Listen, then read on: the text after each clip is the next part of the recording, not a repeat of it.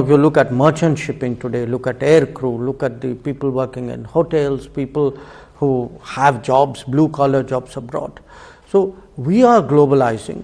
We need to know what those big dangers are out there. And in a sense, that's why a lot of the, I would say, the examples and the metaphors I've used. Yeah.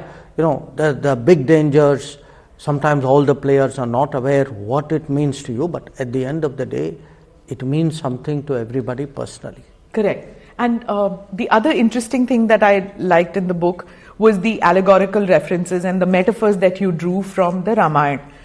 Mostly when we read books about foreign policy or statecraft or national security, they derive their references and their metaphors from, say, the Mahabharata.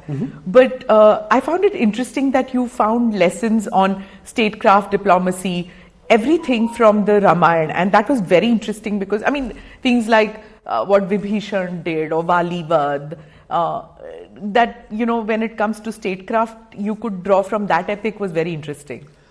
Why Ramayana? Well, there's both a logic and an incident. Okay. The incident actually was when I was preoccupied writing the book. I'd gone to give a talk about my previous book. Okay.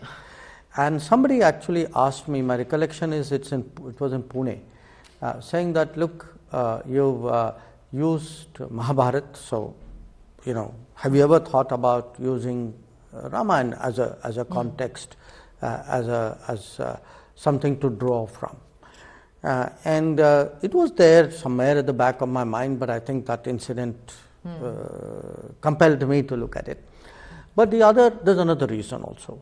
The other reason is, look, Ramayana, there's a difference in era, you know, even in what are norms and standards. I mean, by the time you reach Mahabharata, it's absolute realpolitik. I mean, you know, whereas I think it's important today to remind people that reputation also has a value, that it is not something, you know, which is hot air, and, you know, it's not posturing, that standards mean something, rule of law means something, norms do count.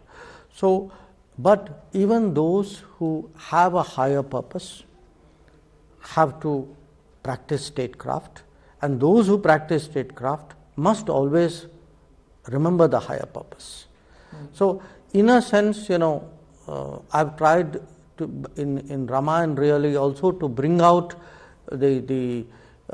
I would say the ethical, or the, you know, are striving at the end of the day for a better world. You know, not that we win any which way and take what we get. In the book, while reading the book, it's a bit confusing. Am I reading a book written by an academician? Am I reading a book written by a diplomat turned politician? Or am I reading a book written by a politician turned academic once again? It's like I can't figure out, like, you know, when you read a book, you want to know what the author is, who the author is, why is he looking at this prism. So what are you writing as? I think a mixture of all of them. You know, the diplomat in me has in a sense, you can say, the domain knowledge and the experience which I talk about. The politician in me feels the need to communicate that to, as we said, to the everyday world, to the normal, you know, to the Samanya Nagarik, you can say. And in a sense, you know, look, if there are perhaps two sagas, two stories, if all of us have grown up with, this is really the Ramayana and Mahabharata, you know. And we often use so much of the metaphors and the situations and the comparisons in our normal life. You know, if I were to talk to you chatting, I may bring up some reference there. So why I used that was also to remind people, look, we are a multiple sort of millennia old civilization. When we discuss the world, you know, can we think about doing it on our terms? and in our, in our framework, in our construct. So there was that part of it also, that for me to think of the world, I mean, as you can see, what I've tried to do is to take a particular theme